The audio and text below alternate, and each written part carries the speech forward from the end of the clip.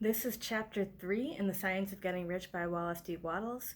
I have a note. I'm a lot. Its book was from 1910, so it's going to mention a lot of really old technology, but you can apply the same principles to the innovations of today. So, with that, here we go.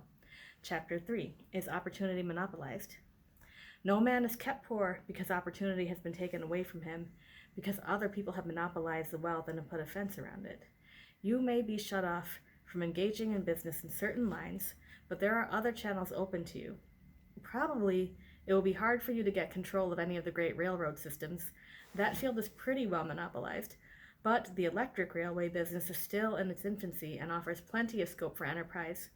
And it will be but a very few years until traffic and transportation through the air will become a great industry, and in all its branches will give employment to hundreds of thousands and perhaps to millions of people. Why not turn your attention to the development of aerial transportation instead of competing with J.J. Hill and others for a chance in the steam railway world? It is quite true that if you are a workman in the employ of the Steel Trust, that you have very little chance of becoming the owner of the plant in which you work, but it is also true that if you will commence to act in a certain way, you can soon leave the employ of the Steel Trust. You can buy a farm of from 10 to 40 acres and engage in business as a producer of foodstuffs. There is great opportunity at this time for men who will live upon small tracts of land and cultivate the same intensively. Such men will certainly get rich. You may say that it is impossible for you to get the land, but I am going to prove to you that it is not impossible, and that you can certainly get a farm if you will go to work in a certain way. At different periods, the tide of opportunity sets in different directions according to the needs of the whole and the particular stage of social evolution which has been reached.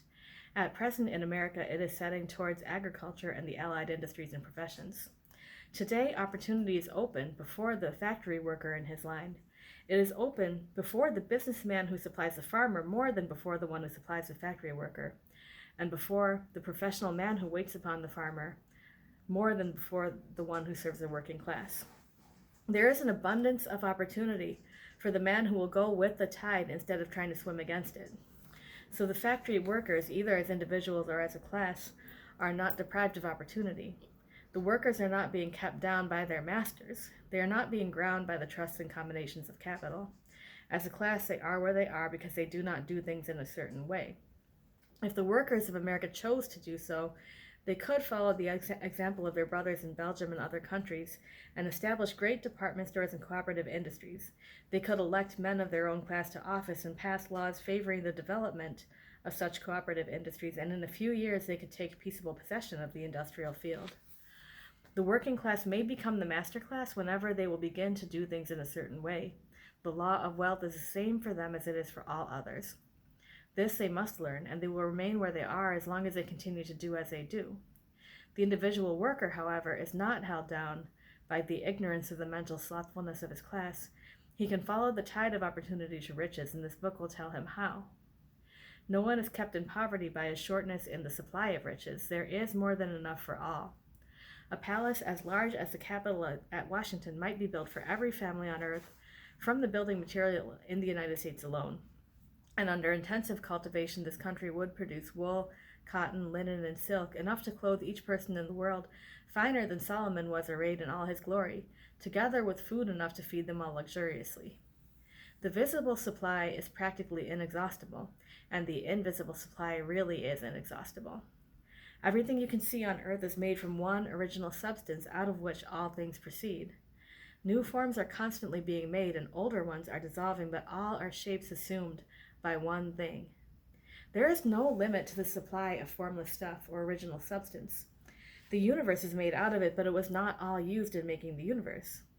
The spaces in, through, and between the forms of the visible universe are permeated and filled with the original substance, with the formless stuff, with the raw material of all things.